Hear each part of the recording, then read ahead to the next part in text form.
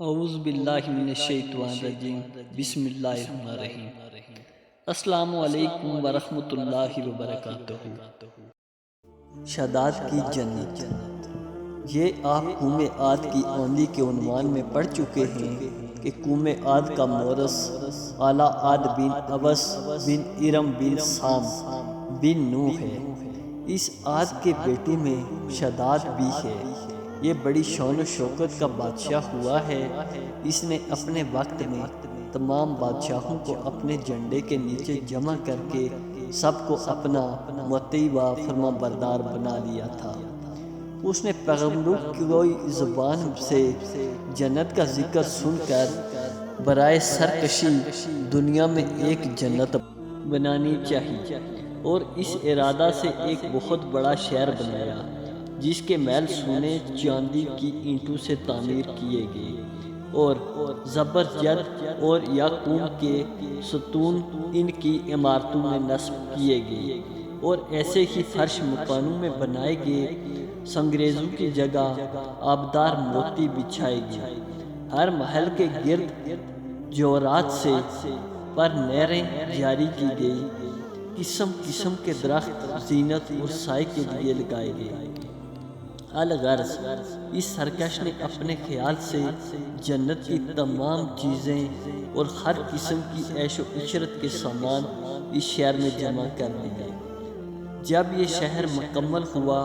تو شاداد بادشاہ اپنے عیان سلطنت کے ساتھ اس کی طرف روانہ ہوا۔ جب ایک منظر کا فاصلہ باقی رہ گیا تو آسمان سے ایک ہولناک آواز آئی جس سے اللہ تعالیٰ نے شاداد اور اس کے تمام ساتھیوں کو ہلاک کر دیا اور وہ اپنی بنائی ہوئی جنت کو دیکھ بھی نہ سکا۔ حضرت امیر معاویہ رضی اللہ تعالیٰ عنہ کے دور حکومت میں حضرت عبداللہ بن قلابہ اپنے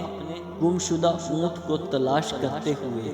سارائے عدن سے گزر کر اس شہر میں پہنچے اور اس کی تمام زینتوں اور آرائشوں کو دیکھا، مگر وہاں کوئی رہنے بسنے والا انسان نہیں ملا۔ یہ تھوڑے سے جوہرات وہاں سے لے کر چلے آئے۔ جب یہ خبر حضرت امیر معاویہ رضی اللہ تعالیٰ عنہ کو معلوم ہوئی تو انہوں نے عبداللہ بن قلابہ کو بلا کر پورا حال دریافت کیا اور انہوں نے جو کچھ دیکھا تھا سب کچھ بیان کر دیا۔ پھر حضرت امیر معاویہ رضی اللہ تعالیٰ عنہ نے کعب اخبار رضی اللہ تعالیٰ عنہ کو بلا کر دریافت کیا کہ کیا دنیا میں کوئی ایسا شخص موجود ہے؟ تو انہوں نے فرمایا کہ ہاں، جس کا ذکر قرآن مجید میں بھی آیا ہے، یہ شہر شاداد بن عاد نے بنایا تھا، لیکن یہ سب عذاب الہی سے ہلاک ہوئے اور اس قوم میں سے کوئی ایک آدمی بھی باقی نہیں رہا۔ اور آپ کے زمانے میں ایک مسلمان جس کی آنکھیں نیلی، قد چھوٹا اور اس کے آبرو پر ایک تیل ہوگا، اپنے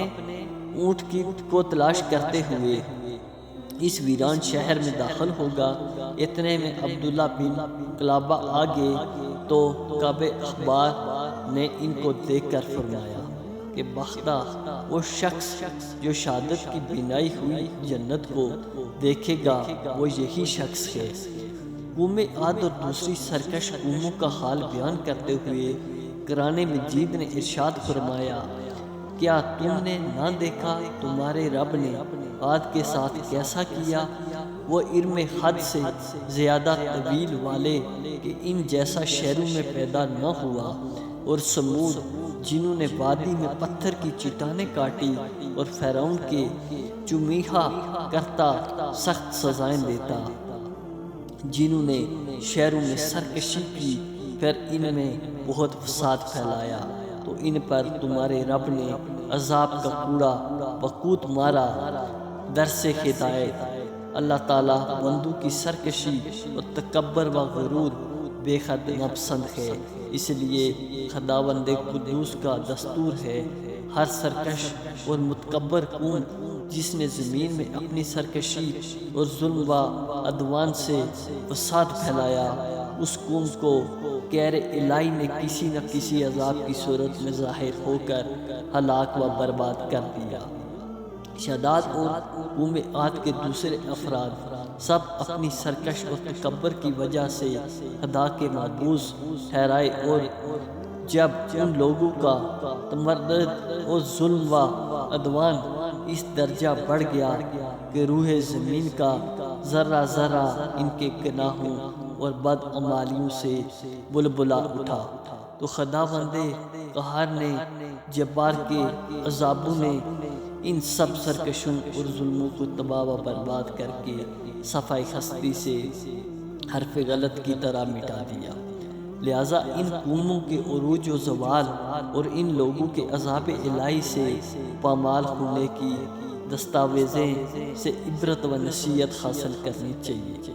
کیونکہ قرآن کریم میں ان اقوام کے انجام کے ذکر کا مقصد ہی یہ ہے کہ اہل قرآن ان کی داستان سن کر عبرت پکڑے اور خوف الہی سے ہر دم لرزہ بر اندام رہے۔